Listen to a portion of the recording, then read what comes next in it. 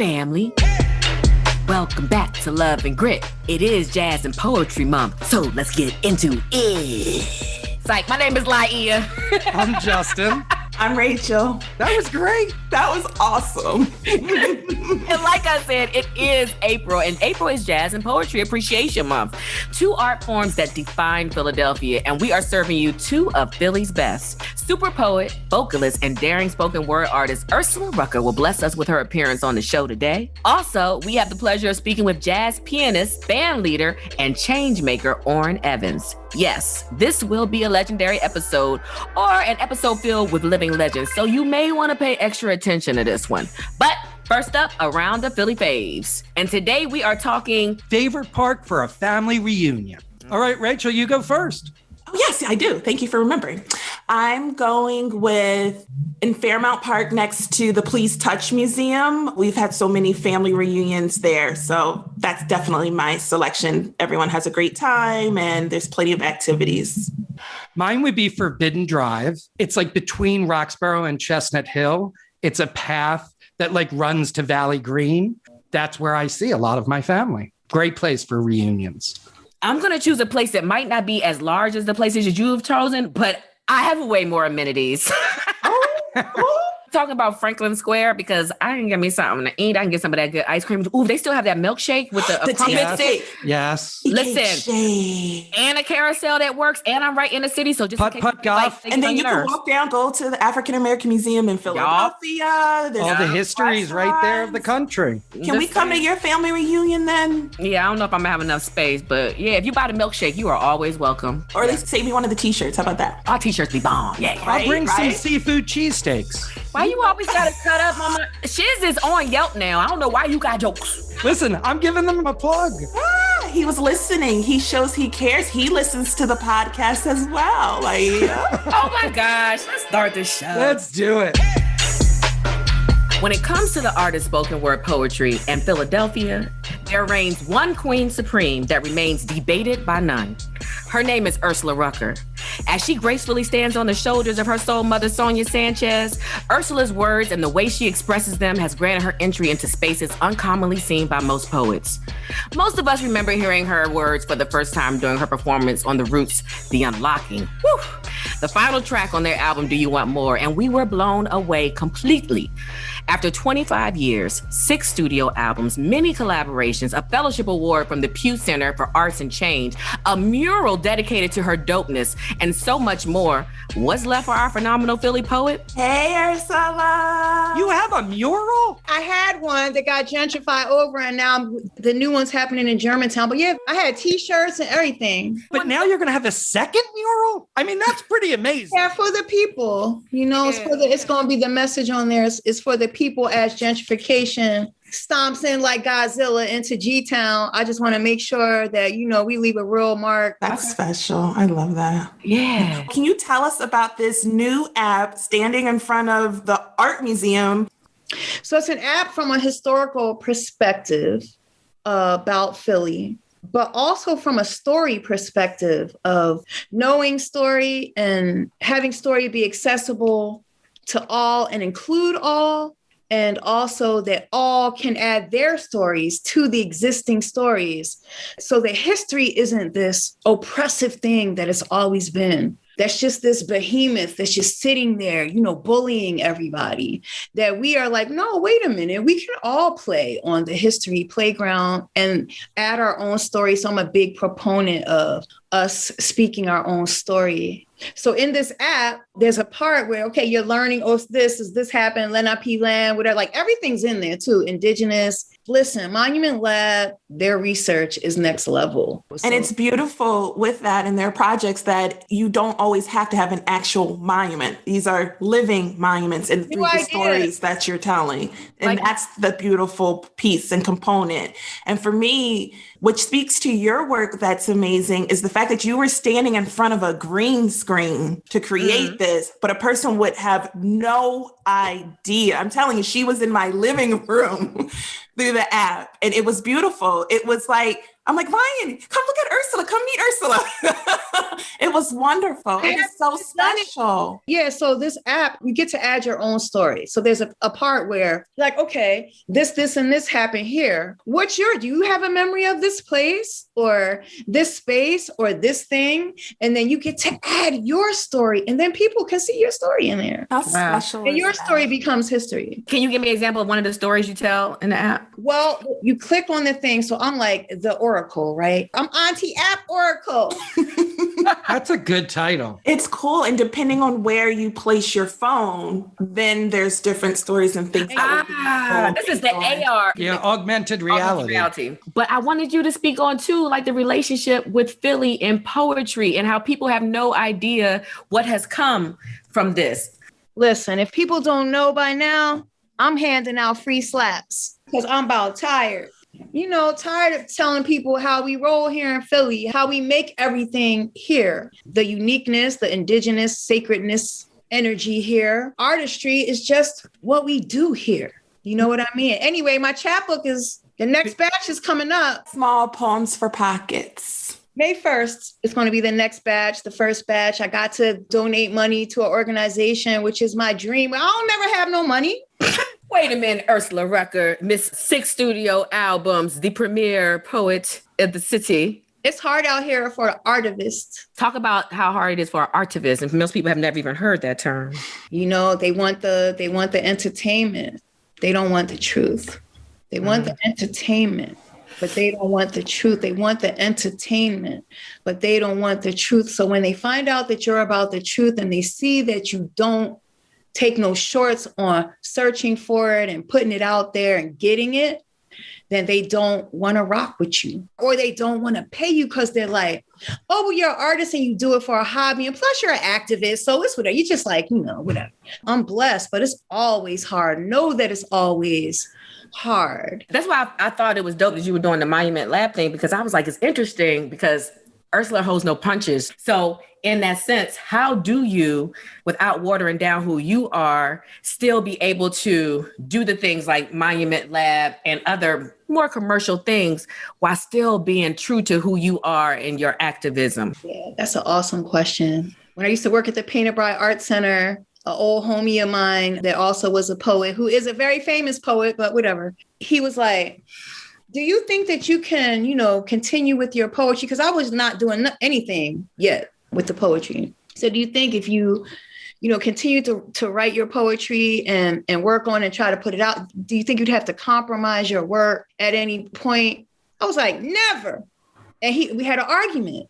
We had a debate. We went back and forth because he maintained that I would have to. Let me check in with you now, boo.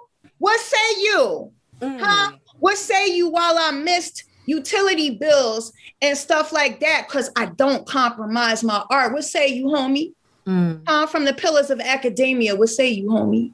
Miss Sanchez, has she been a person to be able to give you some advice? Not advice, but just words on that particular subject? All the time. Don't mess with Mama Sonia Sanchez at all. Listen, her stories keep me alive. If I'm having a We've all had those days lately. Yeah, if I'm having for the last year. Yeah, it's a battle to continue. It's never a battle to compromise. Okay. Ever. Okay. It's a battle to continue, to be like, oh, should I keep doing this? Then it's like, all right, well, what else would you do? I mean, if you got a real job, all you would do is cuss the supervisor out and quit. Yeah. Walk out in a huff, a glorious huff with your leather coat flying behind you. Especially the last year, don't you think? Of what? Not compromising? Not compromising and continuing. Well, here's the thing, Justin. I think it was a very profound moment for everyone. You will either continue or you will not. And then you will have to figure out what not continuing means for you. Yeah. I think many of us, keep having that moment. Mm-hmm. That moment didn't just happen once and we got past it.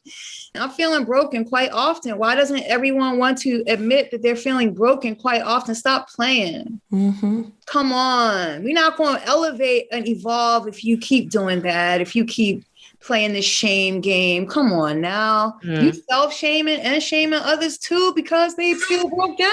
Oh man, I'm not doing that. So I'm like on the Come As You Are program right now. Although I do like to fix myself up. Thank you. I appreciate not having to. Yes, let's be easier on each other. What? We're done with that. And if you're not done with it, I'm gonna let you know I'm done with it. That's a hard stance to take though, but it also like is better for all of us individually. I think so. I mean, you know, and if we're better individuals, then maybe we can be a better community. Get your compassion building started. If you haven't started, stop being all judgy and whatnot. Let me look at your closet, sis, and bro, and they, and them, and everybody. Ooh, let me look under your bed.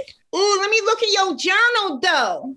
And you can still be about that truth and stuff and be nice and stick it to them and be nice. Figure it out. It's a balance. I'm trying. Like you know how to do it. You from a whole line of amazing people who do it. All right. I feel the chills are running through my body right now. Sis, what? Stop it. You do it. Thank you for doing it. And Rachel, you are. Justin, I don't know you yet. Yeah. If I put up with these two, right? Well, I don't know. Is he putting up with y'all or are you putting up with him? I'm not sure. Thank you. Both? Thank you. It's a both thing. It's a both thing. I love the time that I get to spend with them. Sometimes it's meeting new people. Other times it's just reconnecting. Like, I'm so happy that we have this podcast. To me, it's really special. And even if it's because of the reason and the chemistry and the friendship, and I couldn't think of a better name, Love and Grit. Like, yeah. It's me. It's my city. It's what I was talking about. It's why people don't understand us. They're like, how can you like do this? Like, what? I don't get it, but you're so cool though. Wait a minute. Philly is actually fun. Oh my God. All this good music comes from there. Oh my goodness. The architecture and the founding fathers history though. But wait a minute though. The Wissahickon. It's Paul Robeson and John Coltrane and The Roots and Laia and Deanna Williams and Ursula Rucker and Gritty and the Eagles winning and it being like the best feeling ever. Can't stop, won't stop. Philly all day. Okay, Her's new fire potato chips and cheese curls, they are spicy. Whew, they're hottest snacks yet, hold on.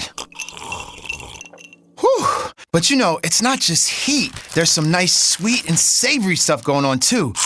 Ooh, there's that heat again. It burns, but it burns so tasty. Ooh, that's hot. Find Her's Fire Snacks at your store today.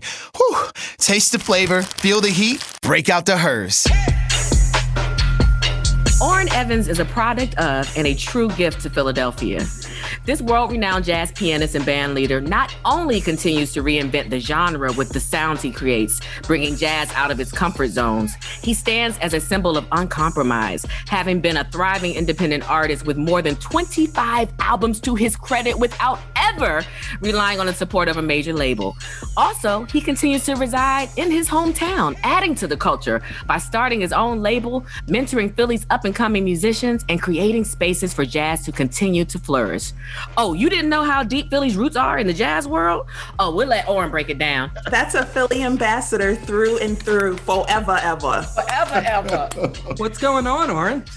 Just trying to stay busy and maintain, and been producing different shows and recording records and just trying to keep my head up through this last year of what's happened to all of performing artists, but doing a good job at it and enjoying what's coming in the next couple months and years. It's Jazz Appreciation Month. A lot of people don't understand the true roots of jazz when it comes to Philadelphia, Swan Records, the Heath Brothers. Can you give us the Orrin version of the connection between jazz and Philadelphia? I'll give you mine because actually, yeah, please. I'm originally born in Trenton, New Jersey, but my parents were from Philadelphia. So when I was maybe 5th grade, I came to Philadelphia. Before Philadelphia, living in Trenton, New Jersey, all I wanted to do was ride bikes. I wanted to be a BMX dude. That's all I wanted to do. Want to just get outside and jump over stuff. But then when I got to Philly and through programs like Settlement Music School, Girard Academic, I went to Settlement Music School. See, there you go. But you can't sing, you can't play. What happened? No. What happened? It just didn't work out. just didn't work out. But honestly, I have amazing memories of settlement music school in Germantown and like taking music lessons and meeting people and a music appreciation is what you have as well. That's real important too, though. You know, creating audience members, because you wouldn't be an audience member if you didn't go to settlement music school and create that passion. What an amazing answer. Wasn't that great? I try. How would you define the Philly jazz scene? It's one that nurtures and it finds you, because I didn't come here looking for it. You know, I was still trying to find where the closest BMX track was and where the bikes were. And I went to the local school here and I played the piano. I wasn't in love with it yet, but I played the piano. And the music teacher found me and said, hey, you need to go to this school. And she put me in Girard Academic Music Program and she put me in settlement. And that's one thing that I will say is very important about Philadelphia, and they still do it now. The mentors will find you, and then it's on you. You can grab what you can, but it's on you to take it and then go to the next step. But they will find you, and there were some great people here in Philadelphia that found me. When I moved to Philadelphia, I moved in with my uncle. His name was Ellsworth Gooding. He was a jazz saxophonist, same era as Jimmy Heath and Bootsy Barnes. So a Saturday picnic at my house at that time, I didn't know, was the who's who of jazz royalty in Philly. Shirley Scott, Trudy Pitts, all those people would just come over and sit and talk. So when I say music chose me, there was no choice. It's just like if everybody was coming over was a contractor or a painter, I'd probably get into it, just hanging around a bunch of painters and contractors. So I was just blessed to be surrounded by the arts and those people that have that legacy, like the Heath brothers and even Gamble and Huff, and just even the music in general.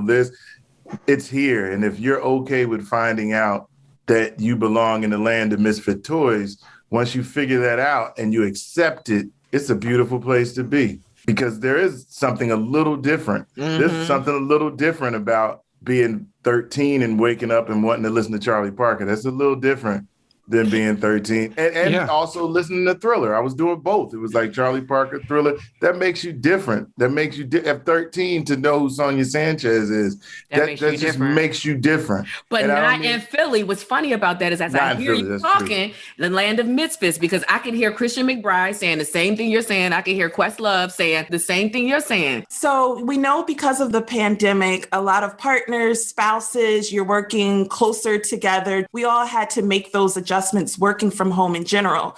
What's it like working with your wife, Dawn, and how have you been able to do that so successfully? What type of advice would you give to folks? Is your marriage in trouble, Rachel? This is for tips. This is tips for traveling to Philly, exploring Philly, and how to Rachel be a better partner and spouse. Rob.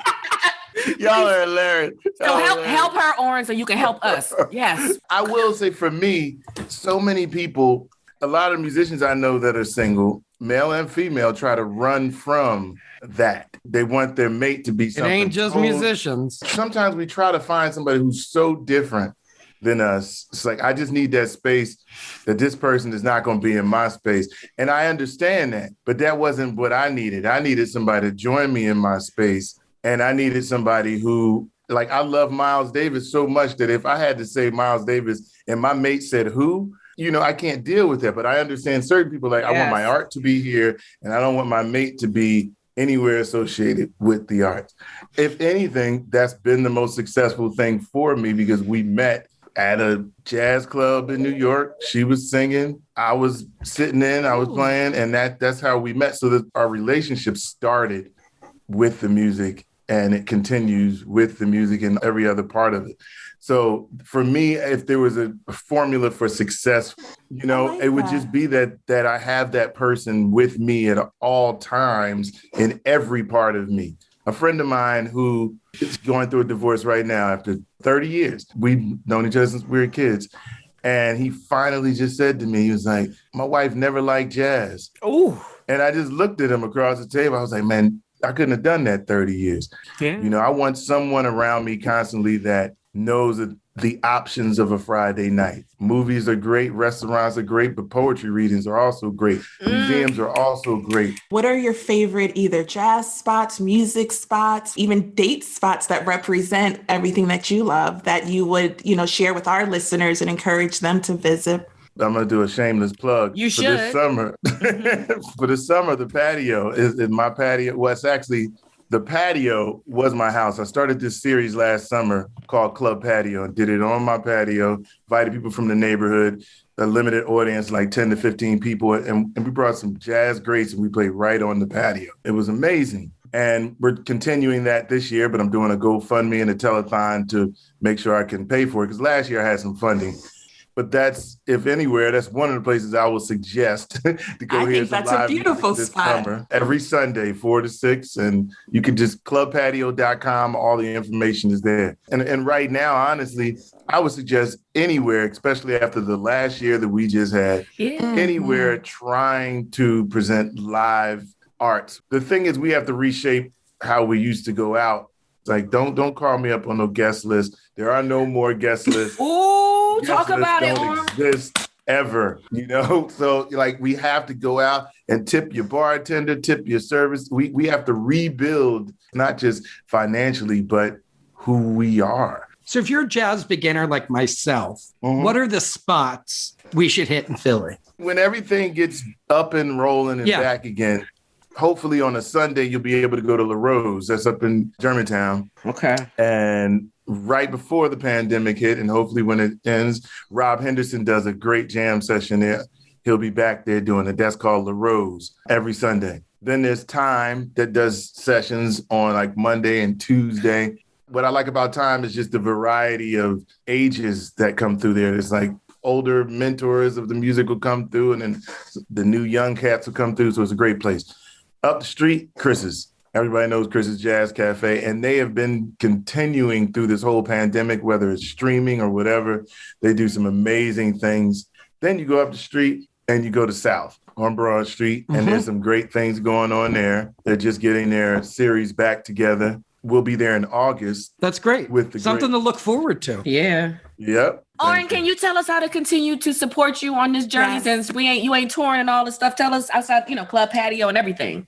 Yep. Right now, that's one of the most important things I'm doing is Club Patio. This is clubpatio.com. Takes you right to our GoFundMe. I have a new record coming out in July on Smoke Session Records, so keep an eye out for that. And keep supporting what's going on right here. Annenberg Center is another place in Philly that's still continuing to present music, and they're doing some streaming. And honestly, I'm going to be straight up. I'm tired of these streams. I'm tired of looking at music all the time on the stream. But if you just support it, even if you just turn your computer on and walk away, cook some food. Yes. I don't care what you do after you donate your little $5. Whatever you do, make sure you're supporting what's happening. And then when we get back into some real person stuff, we can check and shake hands and do all that good stuff. But for now, do what you can.